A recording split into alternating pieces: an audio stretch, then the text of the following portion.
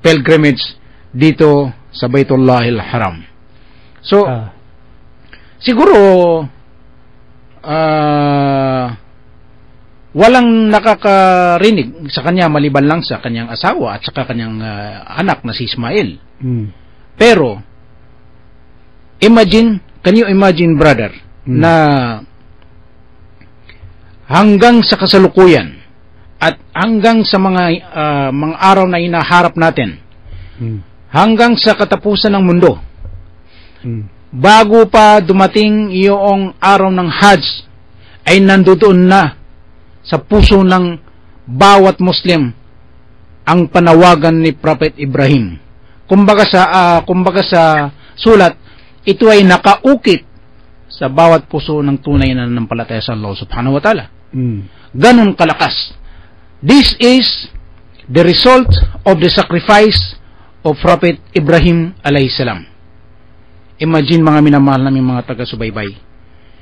Yan po ang tinatawag natin na tagumpay. Kuminsan, may mga taong it is a human nature na ang tao ay gumagawa ng paraan upang siya ay magkaroon ng tagumpay. Sapagkat bawat isa sa mga tao naniniwala na ang tagumpay ay nandoon ng tinatawag na happiness. After the success, there is a happiness. Without success, there is no happiness. But in our present day, happiness of the human society, with the material accomplishments of scientific advance, which made communication between its people stronger, more effective, is matched today by its great anxiety over its future in view of dominance of materialism in our public life and the decline of spiritual and moral values in the face of speed of materialistic current. The function of religion in this life is negatively affected, and the rule of value and morality shrunk, and the believers swayed away or were excluded from undertaking their mission, and consequently the world plunged into war, sedition, and conflict. Thus, life became engulfed in severe turmoil, oppression became rampant, the injustice of man towards fellow man, towards diverse form, and the principle of goodness, justice, tolerance, and equality were shaken, and the result of this was anxiety and lack of certainty. So, ito ang nangyari sa ating mundo. Dahil ang mga tao ay nawala dun sa tinatawag na the track of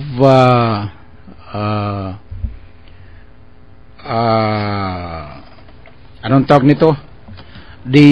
Yung tunay na pananampalataya, or the track of guidance, the track of way to salvation. Kaya po ang mga tao ay nagkaroon ng kaguluhan. Mayroon pong patayan dito at patayan doon. Mayroon pong nagpapasabog ng sarili. Mayroon pong gumagawa ng mga karumal-dumal na gawain na hindi matatanggap ng ating kasaysayan. Mayroon pong mga taong gumagawa ng injustice. Kaya po, kapag ginawa yung tinatawag na injustice, doon po nagsisimula yung resistance. Kaya mayroon dyan na mga anong tawag nito? Yung mga nakikibaka, pakikibaka sa pamagitan armadong pakikibaka. Armed struggle. Yes, armed struggle. Dahil sa tinatawag na injustice. Kaya po nagkaroon ng mga separation of the state because of the injustice. So, yung mga tao naman na mayroon silang tinatawag na sense of humor, siyempre hindi lang na matanggap yung injustice. Kaya po mayroon tayong tinatawag na jihad, which is means struggle and fighting or struggle for oppression and injustice. So, ito pong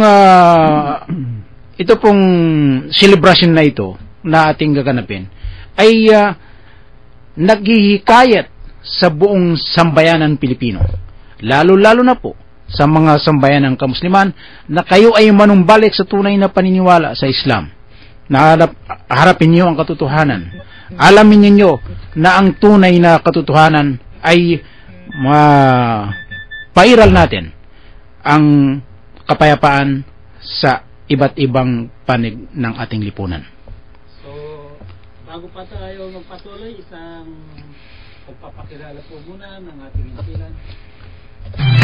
Mula sa top-rated music station ng Dekada 80, ang WBL. Tuloy na naglilingkod sa inyo sa pamamagitan ng magaganda at piling-piling programa. Mula Lunes hanggang Linggo, aaliwin kayo ng aming kilalang mga komentarista at public service program. Ito lamang sinimpilan ng DWBL. Ang oras po natin ngayon ay 31 minutos, makalipas ang alas 11 ng katanghaliang tapat. At magpapatuloy na po tayo sa ating palatuntunan, Spirit of Islam.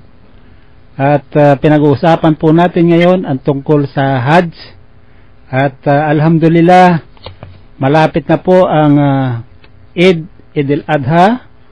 Isang linggo na lamang po ay magkakaroon na tayo ng pagdiriwang, na pandaigdigang pagdiriwang ng Eid al-Adha. At binabati po natin ang lahat ng mga mag-Hajj, magpupunta sa Saudi Arabia. Sana po ay maging matagumpay ang inyong paglalakbay sa awa ng Allah subhanahu wa ta'ala. At meron tayong iba't ibang reaksyon na natatanggap. Nais po nating bigyan muna ng pansin dito sa ating palatuntunan. Ang isa pong natanggap natin text na mula sa ating tagapakinig. At ito po ay ating itatanong kay Alem. Ano raw ba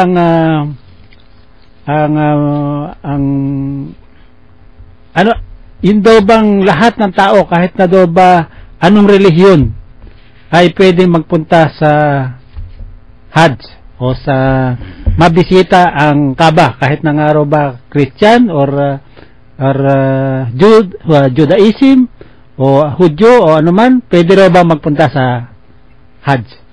Okay, salamat sa ating tagapagtanong. At tila magandang katanungan yan, mga kapatid. Oo. Nais ko pong batiin muli ang ating tagapakinig sa Marawi City, kasama ang kanyang mabait na kaibigan from Pakistan.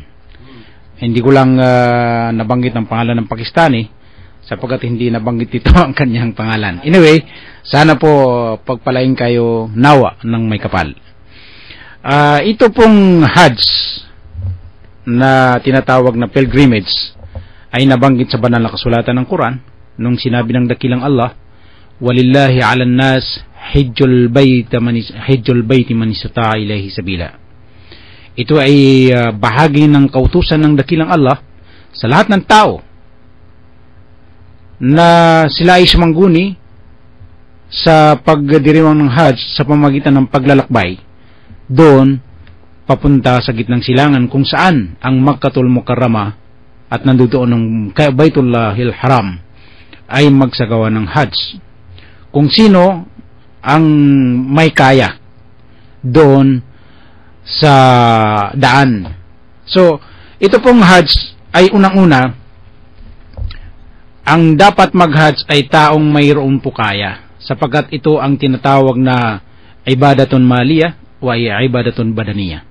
Ibig sabihin na ibadatun maliyah is worship to Allah by means of financial support or financial status. Sapagkat ang mga taong nakakapag sagawa ng Hajj ay mga taong may kaya sa buhay. Sapagkat isipin nyo, can you imagine, brother, yung galing dito sa Pilipinas na maglalakbay papuntang gitnang silangan. Na okay, ang kung saan ang malaking dolyar na pamasahe. Yes. At pangalawa, itong tinatawag na ibadatun badaniya ay kailangan you are physically fit. Ibig sabihin, physically fit. Walang sakit ang tao. Hindi pwede kasi maglakbay yung may sakit. Unang-una, Hindi pwede. baka mahawahan mo pa yung iba pang mag-ahads. Pangalawa, Kailangan malakas. malakas ka para malayo ang nilalakad. Can you imagine na maglalakad ka mula sa Arafah papuntang Mina? Tapos ikaw ay mag-circumambulate in Masjidil Haram or Kaaba and magsagawa ng sa'i, which is nagdi-jogging ka. Kung may sakit ka sa may masamang karamdaman ka, hindi mo makayanan yun. Hindi mo makayanan. Yes. Kaya po ito ang tinatawag na ibadatun maliyah wa ibadatun badaniyah. Combination of the worship to God by means of financial status or financial fit and physically fit. Pangalawa, alalahanin po natin na ang pananampalatayang Islam ay mayroon po siyang tinatawag na 5 pillars of Islam. So, unang pillars of Islam is to bear witness that there is no God worthy of worship. Shahadatin. Yes, beside Allah. And Muhammad is the final messenger of Allah. Yan ang una. Unang pambungad ng pagiging Muslim. And then, it followed by the prayers. So, yung regular prayers, 5 times a day prayers, iyan ang pangalawang haligi ng Islam. At ang pangatlong haligi ng Islam ay ang pagbibigay ng zakat. Ito ay nag-ugnay doon sa tinatawag natin na financial problem. Ito ay ibinibigay naman doon sa mga taong nangailangan, katulad ng mga pulubi at saka yung mga may hirap, na sila ay mga taong kilala natin na hindi nila gagamitin sa masasamang gawain. At ang pangatlo naman, pangapat